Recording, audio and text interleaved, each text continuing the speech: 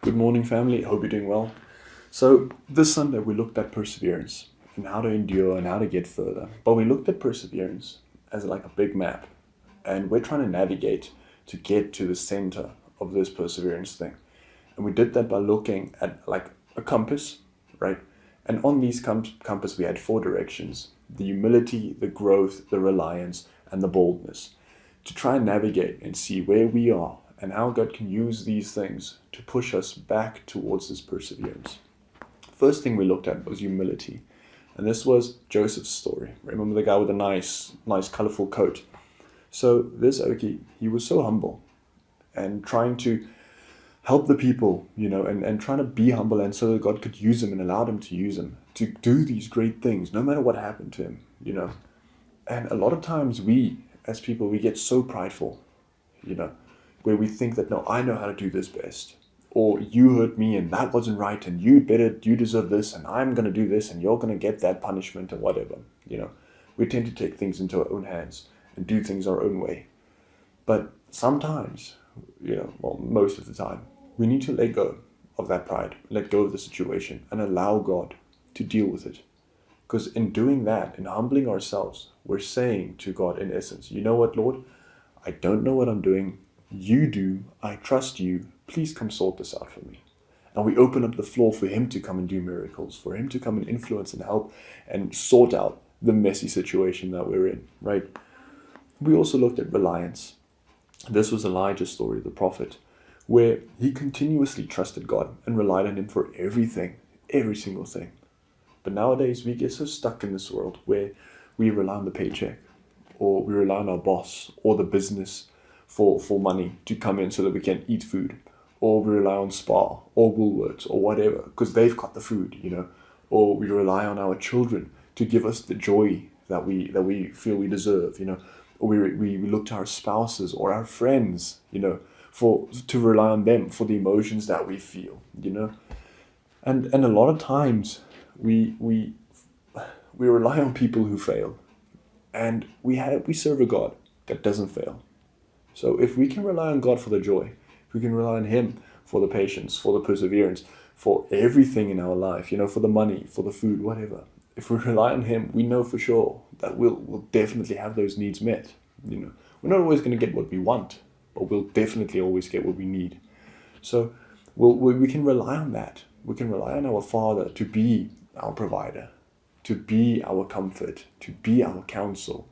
Because at the end of the day, the perfect God will give perfect counsel. The perfect God will give perfect amounts of food, which is probably a lot for me. But God will always come through for us. We just need to rely on him instead of relying on the things that we think we need. And then we spoke about boldness, which was Esther's story. And maybe sometimes, we need to take that leap of faith. We can't just sit and expect everything to go no risk, no reward, But we also can't go high risk, high reward and not care about anything, or not go and sit for wise counsel and just jump into everything that we get, We obviously need to take into consideration that we need to get wise counsel, that we need to pray, we need to fast, we need to come to God and tell him, hey, Lord, help me in this situation. We need to get everything in place, take calculated risks, you see. So come to God and get all these things in place. And then from there, at the end of the day, we just take that leap of faith and say, you know what, Lord, I know I'm good with you. I know this is what you said. This is still super scary to me, but I'm going to do it anyway. We need that kind of boldness. And sometimes the Lord calls us to be bold, to do things that requires much of us. Sometimes it costs everything for us to do the right thing.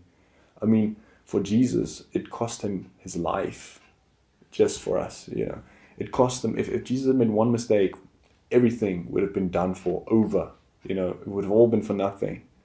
But he took that risk for you and me. He was that bold. So we can also be bold in it. And then lastly, we looked at Peter's story with the whole growth thing and him not swimming to Jesus and just falling in the water, because he didn't want to walk. But we can look at ourselves in the same way. And this morning, Pastor Craig actually said something so significant to me. We were having our devotion as a staff, and he said that, when we go to grade 1, it's hard, it's tough. But eventually we get used to it, and we adapt to it, and we become good at it, we master it, right? And then we get to go to grade 2. And that's tough, and that's difficult, and that's not easy. But then we master it, and then we get to go to grade 3. And that's tough, but we master it. And then we go to grade 4, and that's tough, but we master it, So you can't just expect yourself to be on a grade 8 standard if you haven't even been in 3rd grade. You get what I'm saying? So that's the same thing with growth and perseverance. Is God allows us to fall so that we break, so that He can pick those pieces up and mold them into a perfect vessel, right? But we have these two choices. We can either, when we fall and break and when we fail, we can just lie there, right, as a broken vessel and not do anything about it. And we let other people walk over this glass shards, and then they hurt themselves, and we hurt people because we're staying broken. Or, on the other hand, we can allow God to pick up the pieces, to put that plate back together, to mold it with platinum and gold and silver, and make this beautiful vessel that is of purpose, that has purpose, and that benefits everything and everyone around it, because the purpose is being utilized. Instead of being something that hurts people, we now get to be something that benefits people. And this whole perseverance process, right? These are just 4 things that I discovered, right? There are many things that help us to grow and to become closer and to persevere more. There are a lot of disciplines that we can implement into our lives.